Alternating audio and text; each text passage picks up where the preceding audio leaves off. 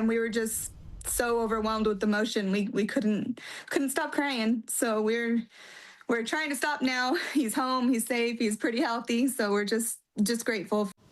After nearly 20 days of worry and frantic searching, Ron Daly, that missing Selma Hunter, is back home with his loved ones. Tonight, for the first time, we hear from Daly himself and his daughter. Fox 26 News reporter Myra Franco spoke with them earlier today and has more on his survival story. And what a story it is, Myra. It sure is, Kim. To start off, on the video call I had with him, you could just feel the relief and overwhelming joy through the screen as a family is back together again. Daly shared the story about how he got lost. He also tells me it was hope, faith, and love for his family that kept him going while stranded in the mountains. Thank God, told God, thank you for saving my life. Now I get to see my wife and kids and grandkids again. Tears and a whole lot of gratitude marked the reunion of the Daly family of Selma after more than 20 days apart.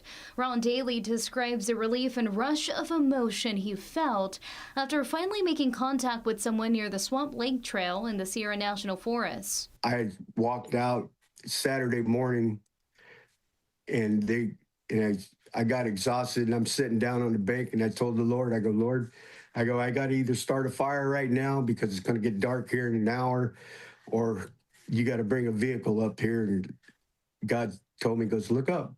And I looked up and there's a Suburban in front of me with headlights on.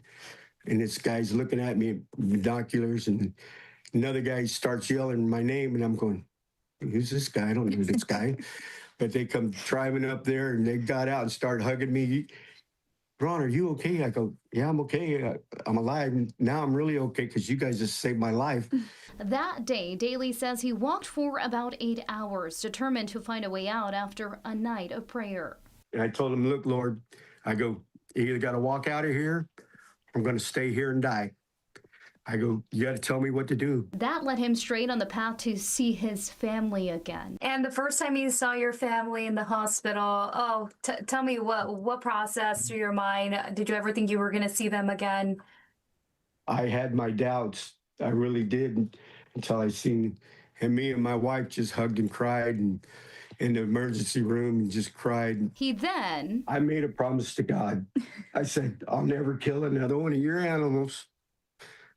You saved my life. I will quit hunting. Daly is an experienced hunter, but this time he says he found himself far off his usual path. They had the roads blocked up there for a fire, so I ended up going to a different spot. And then it all snowballed from there. He got stranded. He used his truck as shelter, returning to it each night after venturing out on foot as he tried to search for help. He says he ran the heater until he could to keep warm and drank from a nearby creek. He ate for 2 weeks, but he only packed for 1 day. Okay. I had right around 900 calories of food. I totaled it up. And when I'm sitting there in the snow, I go, this has got to last me a few days. So I would just have a little bit of piece of beef jerky every day and, 7, 8 nuts, mostly water. I drink a lot. I drink 6 to 8, maybe more bottles of water a day. Mm-hmm. And I think the water is what sustained my life. Mm-hmm. So I didn't think the hundreds of thousands of people that were praying for me. That's right. I got a church family that loves me. I got a family that loves me. And apparently I got a whole community of people I don't even know that love me. And they're just a great group of people. Oh, and he sure does. Again, the Daly family cannot express how thankful they are to the law enforcement agencies involved in the search, the community volunteers, and especially the hunter group that located him. Kim? This is such a stunning story for sure. Myra, thank you for that conversation. Now, deep in the Dinky Creek area, a local off-road group called Hill Hoppers. They're the ones who found themselves face to face with that truck that belongs to the man who had been missing for 20 days. And it was during their yearly trail sweep when the group of 9 stumbled upon the truck.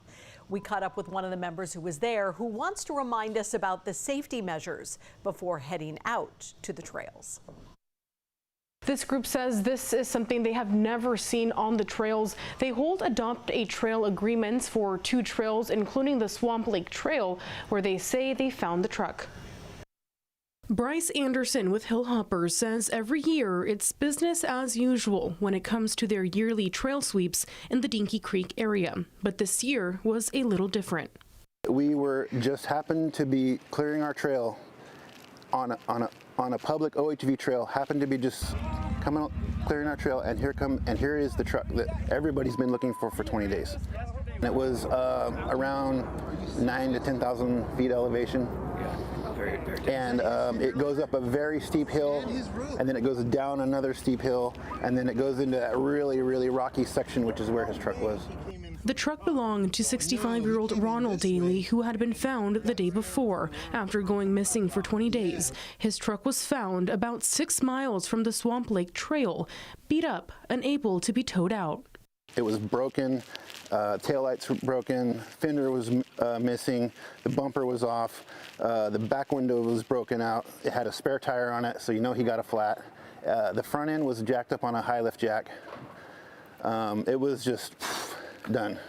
This is the sign posted at the gate of the trail. It clearly outlines the recommended equipment needed to proceed onto the trail, including a car with a 4-inch lift, 33-inch tires, and to travel in a group, which Daly did not do. This section of trail that he was on is one of the gnarliest sections of trail on the Swamp Lake Trail.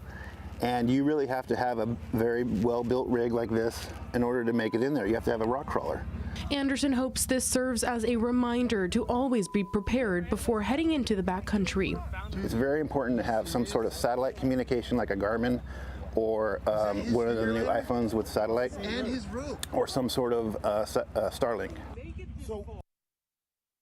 As for the truck, it will most likely have to be airlifted out due to the extent of the damages. In studio, Daniel Romero, Fox 26 News.